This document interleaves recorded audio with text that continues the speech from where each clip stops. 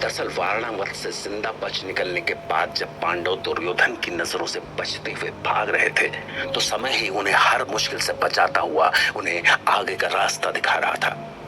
दरअसल अपने एक चक्र नगरी में प्रवास के दौरान पांडवों को पांचाल में राजकुमारी द्रौपदी के स्वयंवर की खबर मिली, जिसके बाद युधिष्ठिर, नकुल और सहदेव चुपचाप अर्जुन और भीम का मन पढ़ने की कोशिश कर रहे थे। मां कुंती भी अपने बेटों की भावनाएं समझ रही थी। तो आखिरकार वो बोल पड़ी। मुझे लगता है कि हमें यहाँ रहते हुए बहुत दिन हो गए हैं। अब हमें यहाँ से निकलना चाहिए। कहीं दुर्योधन को पता चल गया कि हम सब जीवित हैं और यहाँ एक चक्र नगरी में रह रहे हैं तो हमारा जीना कठिन हो जाएगा। अवश्य कठिन हो जाएगा। ऋषिवर, आप? मैं वेद व्यास हूँ और मेरा विचार है कि कौरवों को किसी भी स्थिति में ये पता नहीं चलना चाहिए कि उसकी आप सबको जलाकर मार देने की योजना असफल हो गई है। हाँ ऋषिवर, परंतु आप यहाँ कैसे पहुँचे? आपको हमारी सूचना कैसे मिली? व्यास से कुछ भी नहीं छिपता कुंती। जब मुझे द्रौपदी के स्वयंवर का पता चला तो मुझे लगा कि पांडु पुत्रों को इस स्वयंवर में भाग लेना चाहिए और मैं यही कहने यहाँ चला आया। हाँ, शायद आपका कहना सही है। तो पांडव वेद व्यास की आज्ञा मानकर रातों रात एक चक्र नगरी से निकल पड़े और इस तरह शुरू हुई पांडवों की पांचाल यात्रा, जहां द्रौपदी के स्वयंवर की तैयारियां चल रही थी। पांचाल पहुंचकर पांडव माता कुंती के साथ एक कुम्हार के यहाँ ठहरे और फिर माता कुंती से आज्ञा लेकर ब्राह्मण के वेश में स्वयंवर सभा में पहुंच गए। मैं पांचाल नरेश द्रुपद अपनी अग्नि से उत्पन्न पुत्री कृष्णा के लिए एक योग्य वर की इच्छा से इस स्वयंवर सभा का आरंभ करता हूँ। स्वयंवर के शर्त के अनुसार जो महारथी नीचे जल में देखकर ऊपर चक्र में घूमती हुई मछली की आग पर लक्ष्य साधने में सफल होगा, वो ही यज्ञसेनी कृष्णा का वर होगा।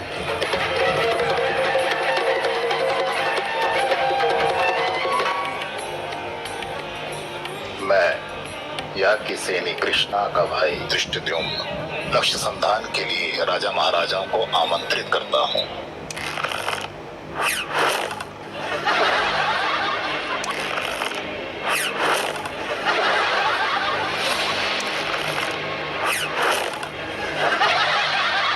ये हंसने की नहीं, लज्जा की बात है कि दूर दूर से आए बड़े बड़े महारथी लक्ष्य भेदने में असफल हो गए हैं। पर हाँ, हस्तिनापुर से आए कुमार दुर्योधन अधिशेष हैं। उनसे हमें आशा है कि वे इस लक्ष्य को अवश्य भेद सकेंगे। आइए कुमार दुर्योधन, लक्ष्य साधिए। अब मैं दिखाता हूँ कि लक्ष्य कैसे साधा जाता है।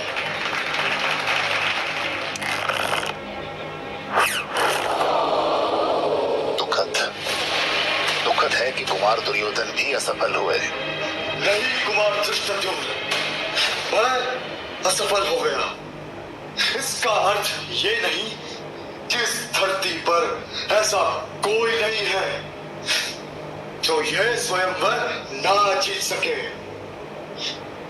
मेरा मित्र कर्ण अभी लक्ष्य साध कर नहीं, किसी सूत पुत्र को इस स्वयंवर में भाग लेने का कोई अधिकार नहीं है। यदि कर्ण लक्ष्य भेद भी देते हैं तो भी मैं उनसे विवाह नहीं करूंगी। शांत हो जाएं। क्या पूरे आर्यवर्त में कोई ऐसा वीर नहीं बचा जो स्वयंवर की शर्त पूरी कर सके? क्या आर्यवर्त वीरों से खाली हो गया है? ठहरिए कुमार धृष्टद्युम्न, अभी हमने प्रयास नहीं किया है। जब बड़े बड़े क्षत्रिय हार गए तो आप ब्राह्मण महाराज प्रयास करके क्या करेंगे? संभव है हमारा प्रयास सफल हो। ठीक है, हम आपका स्वागत करते हैं। आइए और निशाना साधिए। ब्राह्मण वेश में अर्जुन का निशाना लगते ही सैकड़ों शंख एक साथ गूंज उठे। ब्राह्मण कुमार पर फूलों की वर्षा होने लगी, ढोल नगाड़े बज उठे। परंतु कुछ राजा द्रौपदी को अपने हाथों से जाता देखकर भड़क उठे और उन्होंने अर्जुन को घेरने की कोशिश की। पर तभी अर्जुन के साथ भीम भी खड़े हो गए और उन्होंने अपनी शक्ति का ऐसा प्रदर्शन किया कि स्वयंवर सभा में भगदड़ मच गई।